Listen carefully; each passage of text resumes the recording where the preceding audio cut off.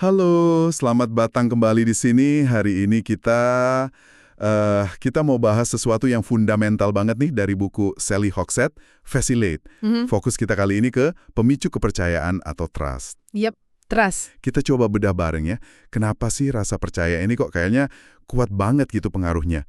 Dan gimana dia jadi semacam, bahasa kestabilan di dunia yang, ya Anda tahu sendirilah, serba cepat gini. Betul, betul. Penuh distraksi ya. Nah, sebagai konteks singkat aja buat Anda, Hmm? di buku itu kan ada 7 pemicu daya tarik ya. Selain kepercayaan ini, ada hasrat, misteri, peringatan, gengsi, kekuasaan, sama dosa. Lengkap ya. Iya.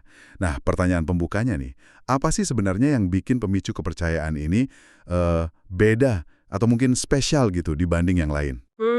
Oke. Jadi pemicu kepercayaan ini memang agak unik ya. Kalau pemicu lain itu kan seringnya mancing rasa penasaran atau malah bikin deg-degan gitu. Kayak misteri atau peringatan misalnya. Nah, kepercayaan ini kebalikannya. Oh, kebalikannya. Iya, dia justru ngasih rasa nyaman, ada kepastian, terus bisa diandalkan gitu. Jadi dalam sehari-hari tanpa sadar kita sering pakai kepercayaan ini buat panduan ambil keputusan.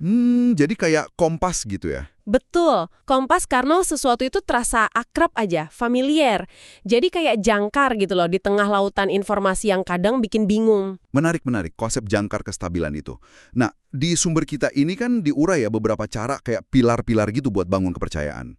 Yang pertama disebut itu soal menjadi familiar, akrab. Kayaknya simple ya, tapi gimana sih cara kerjanya? Kok bisa bikin percaya? Ya, kedengarannya simple, tapi ada dasar psikologisnya.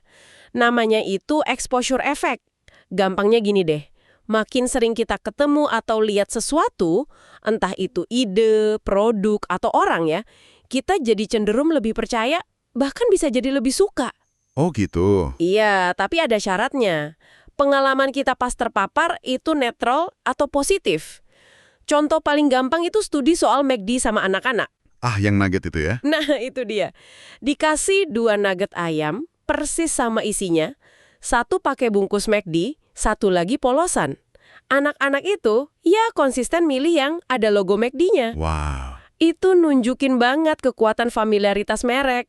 Jadi, intinya buat Anda nih, paparan yang konsisten itu bisa jadi alat ampuh buat bangun rasa percaya dasar. Oke. Jadi keakraban itu kuncinya di paparan berulang ya? Nah, ini kan nyambung banget ya sama pilar kedua yang dibahas, mengulang dan menceritakan kembali.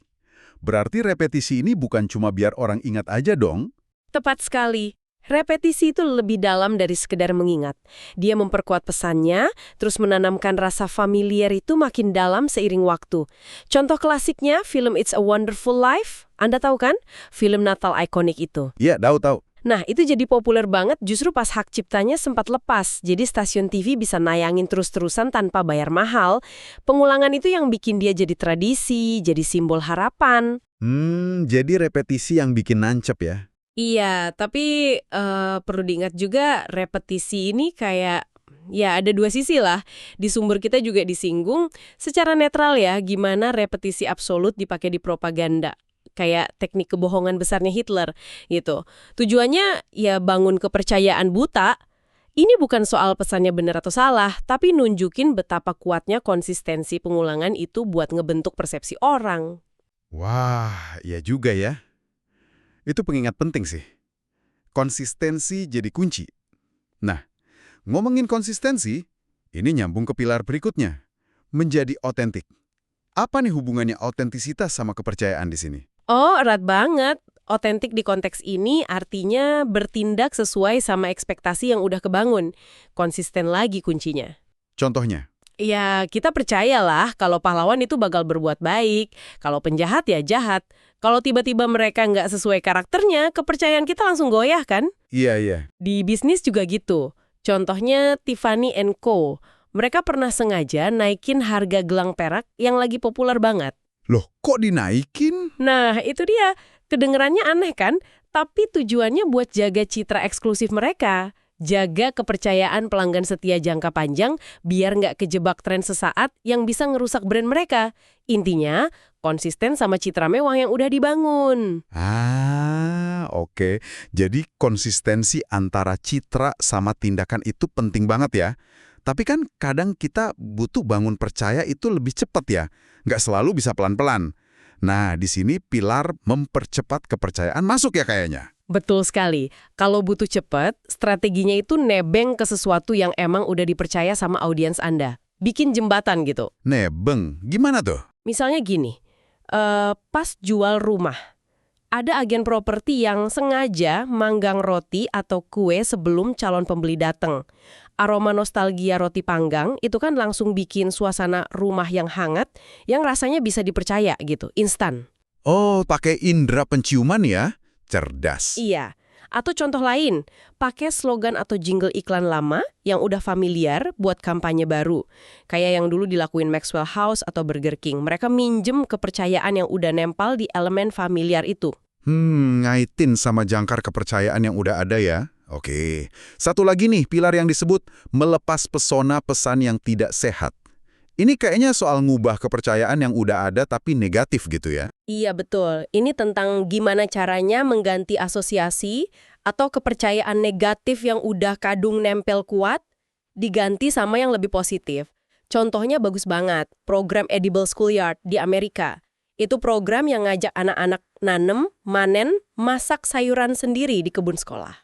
Oh, yang berkebun di sekolah itu ya? Iya, hasilnya kebiasaan makan anak-anak pelan-pelan berubah dari junk food ke makanan sehat. Pengalaman langsung yang positif, nyata, dan diulang-ulang, itu yang bikin daya tarik pesan nggak sehat luntur, terus tumbuh kepercayaan sama pilihan yang lebih baik. Oke. Jadi kalau kita coba tarik benang merahnya nih dari semua pilar tadi, apa artinya buat Anda yang lagi dengerin kita sekarang? Kenapa sih penting banget paham soal cara kerja kepercayaan ini? Wah, ini relevan banget sih. Apalagi di dunia sekarang ya, yang penuh distraksi, rentang perhatian kita makin pendek. Kita ini kan semua butuh stabilitas, rasa aman. Nah, kepercayaan itu nawarin itu. Membangunnya emang butuh usaha ya, butuh konsisten. Tapi imbalannya itu loyalitas yang kuat banget. Ada temuan menarik juga dari studi Kelton yang dikutip buku ini. Apa tuh? Ternyata, orang itu lebih tertarik ngobrol sama orang yang mereka anggap bisa dipercaya, dibanding sama orang yang cuma menarik fisiknya aja. Jadi, kepercayaan itu ya fundamental banget buat hubungan antar manusia. Jadi bisa dibilang kepercayaan ini memikat bukan karena sensasi atau bikin kaget gitu ya, tapi justru karena ya itu tadi, familiaritas, pengulangan yang bikin yakin, otentisitas yang konsisten, sama keandalan. Benar-benar kayak jangkar stabilitas ya. Kan buat Anda semua, coba deh pikirin gimana Anda bisa secara sadar pakai pilar-pilar kepercayaan tadi, familiaritas, repetisi, otentisitas, dalam komunikasi Anda sehari-hari. Tujuannya ya buat bangun hubungan yang lebih stabil, apalagi di zaman yang rasanya serba nggak pasti nih. Atau coba deh renungkan sebaliknya, betapa gampangnya kepercayaan itu hancur hanya karena satu inkonsistensi aja. Kerapuhan itu sendiri sebenarnya nunjukin apa sih tentang kekuatan sejati dari kepercayaan itu? Wah, pertanyaan yang dalam tuh buat kita bawa pulang dan pikirkan ya. Oke deh, terima kasih banyak sudah menyimak pembahasan kita kali ini. Sampai ketemu lagi di kesempatan berikutnya.